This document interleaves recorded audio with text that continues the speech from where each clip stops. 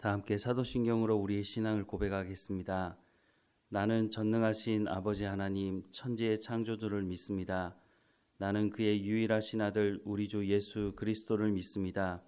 그는 성령으로 잉태되어 동정녀 마리아에게서 나시고 본디오 빌라도에게 고난을 받아 십자가에 못 박혀 죽으시고 장사된 지 사흘 만에 죽은 자 가운데서 다시 살아나셨으며 하늘에 오르시어 전능하신 아버지 하나님 우편에 앉아 계시다가 거기로부터 살아있는 자와 죽은 자를 심판하러 오십니다. 나는 성령을 믿으며 거룩한 공교회와 성도의 교제와 죄를 용서받는 것과 몸의 부활과 영생을 믿습니다. 아멘. 찬송가 391장 함께 찬양하겠습니다. 찬송가 391장입니다. 오 놀라운 구세주 예수 내 주 참 능력의 주시로다. 큰 바위 및 안전한 그곳으로 내 영혼 숨기시네. 메마른 땅을 종일 걸어가도 나 피곤치 아니하며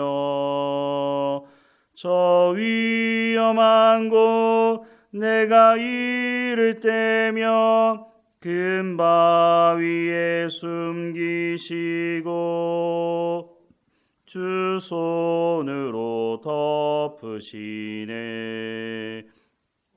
오 놀라운 구세주 예수 내 주 내 모진 짐 벗기시네. 죄악에서 날 끌어 올리시며 또 나에게 힘 주시네.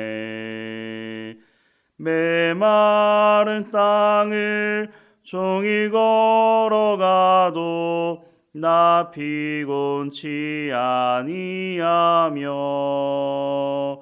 저 위험한 곳 내가 이를 때면 큰 바위에 숨기시고 주 손으로 덮으시네. 측량 못할 은혜로 채우시며 늘 성령에 감아주사 큰 기쁨 중 주님을 찬양토록 내 믿음을 도우시네. 메마른 땅을 종일 걸어가도 나 피곤치 아니하며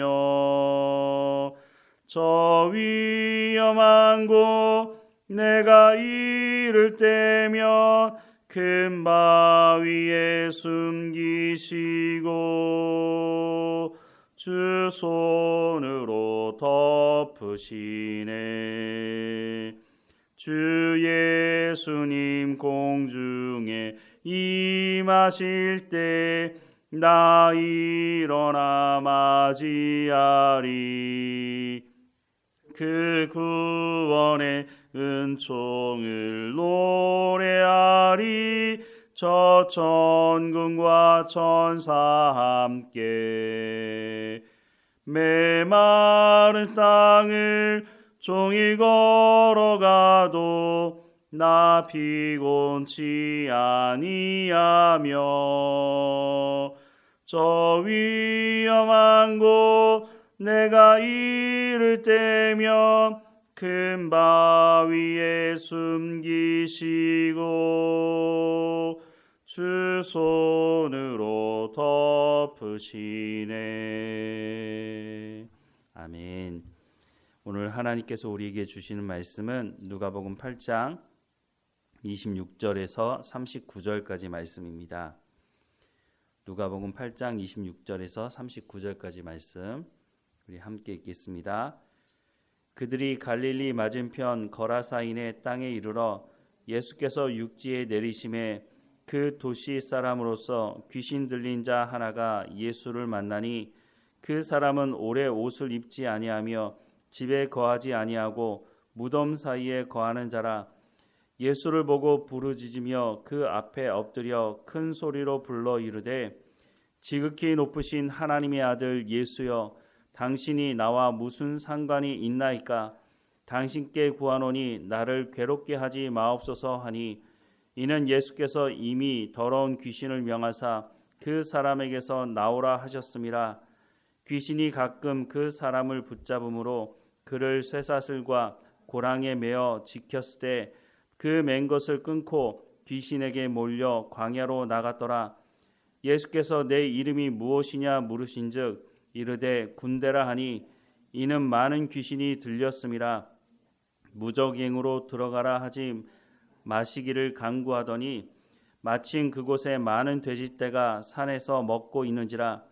귀신들이 그 돼지에게로 들어가게 허락하심을 간구하니 이에 허락하시니 귀신들이 그 사람에게서 나와 돼지에게로 들어가니 그 떼가 비탈로 내리달아 호수에 들어가 몰사하거늘 치던 자들이 그 이루어진 일을 보고 도망하여 성내와 마을에 알리니 사람들이 그 이루어진 일을 보러 나와서 예수께 이르러 귀신 나간 사람이 옷을 입고 정신이 온전하여 예수의 발치에 앉아 있는 것을 보고 두려워하거늘 귀신 들렸던 자가 어떻게 구원받았는지를 본 자들이 그들에게 이르매 거라사인의 땅 근방 모든 백성이 크게 두려워하여 예수께 떠나가시기를 구하더라. 예수께서 배에 올라 돌아가실새 귀신 나간 사람이 함께 있기를 구하였으나 예수께서 그를 보내시며 이르시되 집으로 돌아가 하나님이 내게 어떻게 큰 일을 행하셨는지를 말하라 하시니 그가 가서 예수께서 자기에게 어떻게 큰 일을 행하셨는지를 온 성내에 전파하니라. 아멘.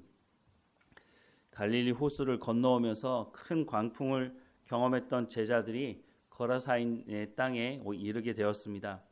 그런데 그곳에서 귀신 들린 사람을 만나게 되었는데요.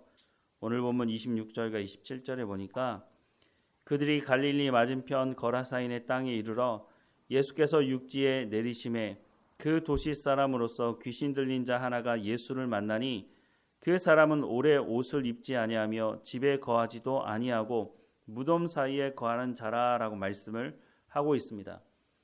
이전에도 귀신 들린 사람을 여러 만났었죠. 그리고 그 귀신 들린 사람들이 해방되는 것도 제자들은 봤습니다. 그런데 이번 상황은 좀 달라 보입니다. 왜냐하면 자신을 소개하는데 군대라고 소개를 하고 있습니다. 이 군대라는 말은 당시에 로마 군대에서 사용하던 단어인데 보병이 6,000명이고 마병이 120명으로 구성된 큰 부대를 의미하는 단어였습니다. 그러니까 말 그대로 이 사람 안에 들어있는 귀신이 한두 마리 귀신이 아니라 엄청나게 많았다는 것이죠. 그리고 2,000마리나 되는 돼지떼에게 들어갔던 것을 보면 숫자가 상당했던 것을 우리가 알 수가 있습니다. 이 사람에 대해서 설명을 하는데 29절 말씀해 보면 이는 예수께서 이미 더러운 귀신을 명하사 그 사람에게서 나오라 하셨음이라.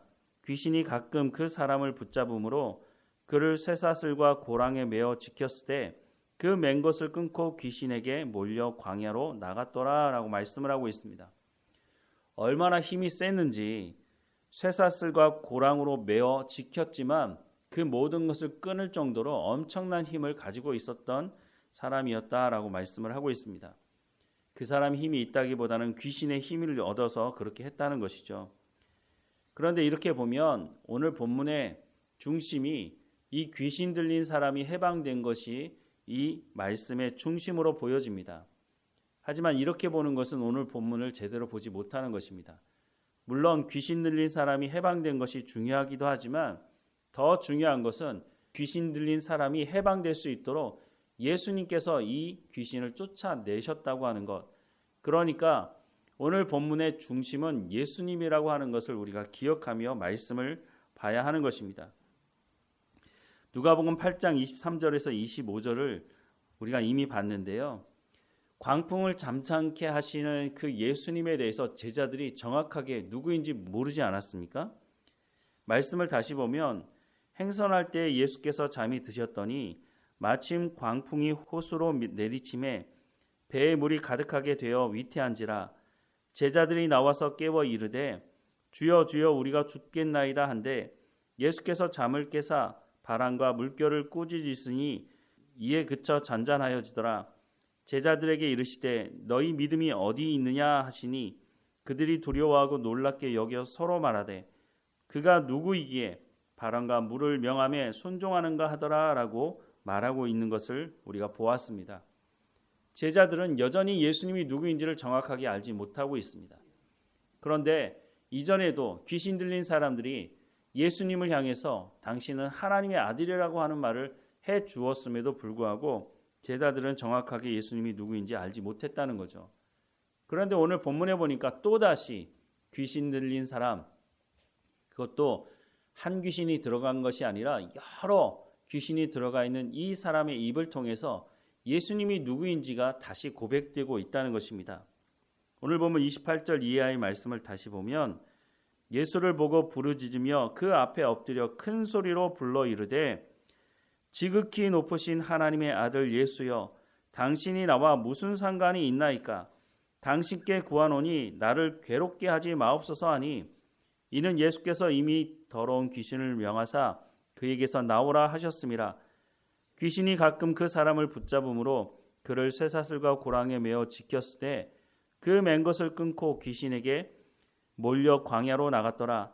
예수께서 내 이름이 무엇이냐 물으신즉 이르되 군대라 하니 이는 많은 귀신이 들렸음이라. 무조갱으로 들어가라 하지 마시기를 강구하더니 마침 그곳에 많은 돼지떼가 산에서 먹고 있는지라. 귀신이 그 돼지떼에게로 들어가게 허락하심을 강구하니 이에 허락하시니 귀신들이 그 사람에게서 나와 돼지에게로 들어가니 그때가 비탈로 내려달아 호수에 들어가 몰사하거늘 이라고 말씀을 하고 있습니다. 예수님은 육체적인 피로를 가지고 계시는 완전한 인간이라고 하는 것을 앞서 본문에서 보았습니다. 오늘 본문에 보면 예수님은 완전한 하나님이심을 또한 보여주시고 있습니다. 예수님이 이 땅에 완전한 인간으로 오셨을 뿐만 아니라 하나님의 아들 또한 하나님이시라고 하는 것을 분명히 보여주는 사건이라고 하는 것입니다. 그것이 귀신들의 입을 통해서 지극히 높으신 하나님의 아들이라고 선포되고 있지만 어찌 되었든지 간에 예수님은 하나님의 아들이 맞고 예수님은 완전한 인간으로 오셨다고 하는 것을 성경은 분명히 우리 가운데 말씀해주고 있습니다. 그런데 예수님께서 하나님의 아들이라고 하는 것은 사실 그 당시에는 신성 모독죄에 해당하는 말이 될 수도 있는 것입니다. 그래서 바리새인들이나 다른 종교 지도자들이 예수님을 죽이려고 할 때 예수님이 하나님의 아들이라고 하는 그 고백을 가지고 신성 모독죄로 몰아 그래서 예수님을 죽이려고 한 것도 말씀을 하고 있습니다. 오늘 본문에 보면 이 귀신 들린 사람이 예수님이 누구이신지를 얘기하면서 뭐라고 얘기를 하고 있느냐면 자신들을 무저갱으로 들어가게 하지 마시기를 간구했다라고 말씀을 하고 있습니다. 이게 무슨 말일까요? 창세기 3장에 하나님께서 예수님을 보내시겠다고 메시아를 보내시겠다고 하는 약속의 말씀을 하고 계시는데 구약 성경을 보면 바로 그 메시아가 오면 세상의 종말 끝이 날 거라고 하는 말씀도 있습니다. 예수님께서 이 땅에 오시면 심판주로 임하시기 때문에 세상의 종말을 의미하는 것이 맞습니다. 그런데 예수님이 오시고 지금까지 세상의 종말이 왔습니까? 그렇지 않습니다. 그러면 이 귀신 들린 사람을 통해서 말하는 무저갱으로 들어가라 하지 말라 하시기를 간구했다는 것은 귀신들도 알고 있는 것이죠.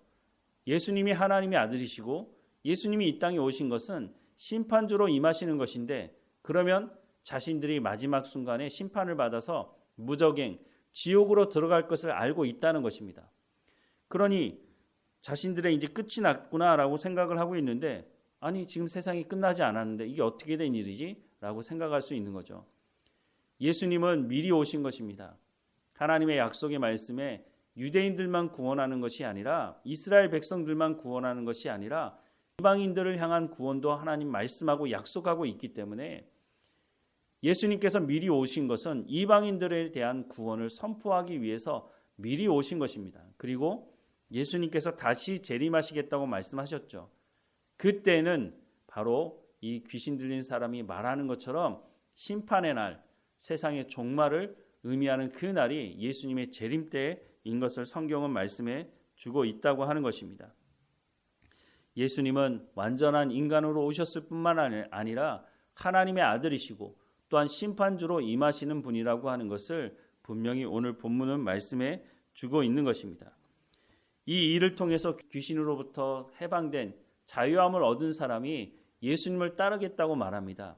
그때 뭐라고 예수님 말씀하시냐면 38절과 39절에 귀신 나간 사람이 함께 있기를 구하였으나 예수께서 그를 보내시며 이르시되 집으로 돌아가 하나님이 내게 어떻게 큰 일을 행하셨는지를 말하라 하시니 그가 가서 예수께서 자기에게 어떻게 큰 일을 행하셨는지를 온 성내에 전파하니라 라고 말씀을 하고 있습니다. 복음을 전한 것이죠. 예수님을 만난 이 사람이 했던 행동은 예수님을 따르면서 복음을 전하겠다고 했는데 예수님은 이 사람에게 집으로 돌아가서 그 마을에서 복음을 전하라고 말씀을 하시는 것입니다. 이 사람에 대해서 다시 한번 본다면 이 사람은 유대인으로 보이지 않습니다. 이 지역 자체가 유대인들이 주로 사는 곳이 아니라 이방인들이 사는 곳이고 또 무엇보다 유대인들은 돼지를 키우지 않습니다. 돼지떼가 등장한 것을 보면 그 지역 자체가 이방인들이 사는 사람들의 지역이라고 하는 것을 알 수 있습니다. 그러니까 예수님께서 복음을 유대인들에게만 전하는 것이 아니라 바로 이방인들에게도 전하고 있음을 알 수 있고 이 귀신 들린 사람도 아마도 유대인이 아니라 이방인이었던 것을 알 수 있습니다. 그러면 이 사람이 돌아간 그 지역도 이방 지역이 아니겠습니까? 복음이 유대인들에게만 전해지는 것이 아니라 이방 사람들에게도 전해지기 시작하고 있다는 것을 알 수 있는 본문이기도 한 것입니다. 그래서 오늘 우리에게도 복음이 전해지지 않았습니까? 우리가 복음을 듣고 예수님을 만났다면 다음으로 우리가 해야 될 것은 가서 복음을 전하는 것이다 라고까지 오늘 본문은 말씀해 주고 있습니다. 그 복음의 핵심이 뭡니까? 예수님이 완전한 인간으로 이 땅에 오셨고 우리의 죄의 문제를 해결하기 위해서 하나님이신 그분이 십자가에 못 박혀 죽으심으로 말미암아 우리의 죄 문제를 해결하시고 하나님과 관계를 회복시키시며 우리를 영원한 하나님의 나라로 인도하신다는 것이 그 복음의 핵심적인 내용이기도 한 것입니다. 우리가 이 땅에 살아가면서 우리가 구원을 체험했던 사람이라면 그러면 이제는 복음을 증거하는 이방 사람들에게 세상 사람들에게 복음을 증거하는 삶을 살아갈 것을 오늘 본문이 말씀해 주고 있는 것입니다. 예수님이 누구이신지를 우리가 분명히 고백하며 복음을 증거하는 삶을 살아가는 우리의 삶이 되기를 주님의 이름으로 축원합니다. 기도하겠습니다. 사랑하는 하나님, 귀신 들려 평생을 어려운 가운데 지내던 이 사람이 예수님을 만나고 해방되어서 참 복음이 무엇인지를 듣게 되고 그 복음을 증거하는 삶을 살아가게 되는 것을 보게 됩니다.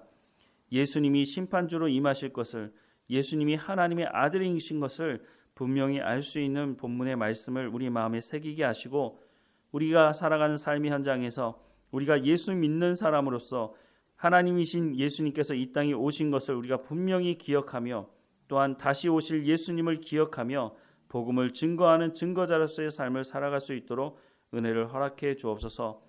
우리 가운데 구원을 허락하신 그 놀라운 은혜를 우리가 잊지 않게 하시고 그 감사를 잊지 않게 하시고 우리 가운데 구원을 베푸신 하나님과 동행하며 하나님의 이름을 찬양하고 또한 복음을 증거하는 삶을 살아갈 수 있도록 우리 입술 가운데 복음의 말씀을 붙여주시고 증거할 수 있도록 은혜를 허락해 주옵소서.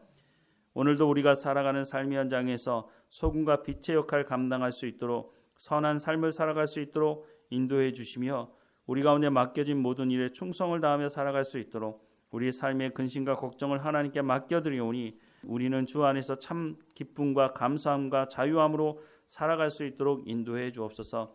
늘 우리와 함께 하시는 하나님께 감사하고 예수님의 이름으로 기도합니다. 아멘. 하늘에 계신 우리 아버지, 아버지의 이름을 거룩하게 하시며 아버지의 나라가 오게 하시며 아버지의 뜻이 하늘에서와 같이 땅에서도 이루어지게 하소서. 오늘 우리에게 일용할 양식을 주시고 우리가 우리에게 잘못한 사람을 용서하여 준 것 같이 우리 죄를 용서하여 주시고 우리를 시험에 빠지지 않게 하시고 악에서 구하소서. 나라와 권능과 영광이 영원히 아버지의 것입니다. 아멘.